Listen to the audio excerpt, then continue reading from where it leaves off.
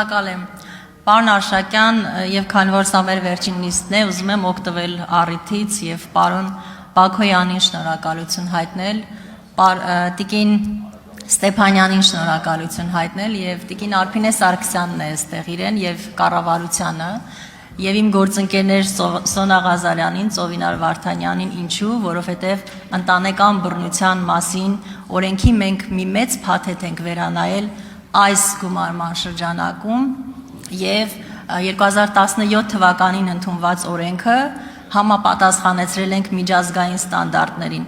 Շատ երկրներ այսօր Հայաստանի Հանրապետության օրենսդրական դաշտը չունեն եւ այն օրինակելի է այդ իմաստով։ Ես ուզում եմ նշել, որ միջազգային կազմակերպությունները վերլուծություններ են արել եւ նշել են, որ մեզ մնացել է պարզապես վավերացնել կոնվենցիան, այսինքն այն իրավական դաշտը, որը պիտի իրականացվեր վերանայվեր օրենքից հետո, կոնվենցիայից հետո մենք արդեն ունենք։ Հետևաբար ես ուզում եմ այս կարևոր համագործակցության համար շնորհակալություն հայտնել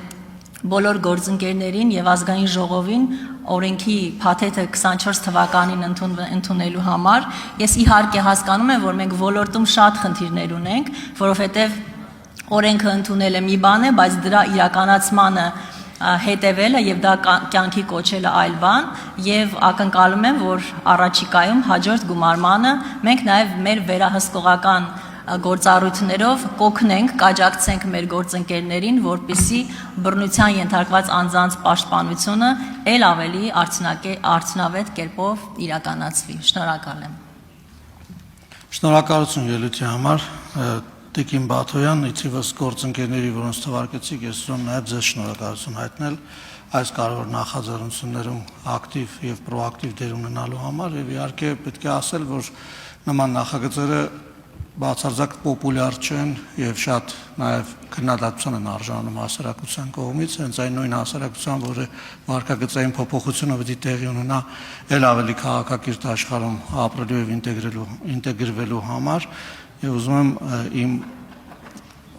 շնորհակալությունը եւ նաեւ աջակցությունը հայտնել նման համարձակ նախաձեռնությունների համար, պարոն Բաքոյան, ձեզ նույնպես որպես հեղինակ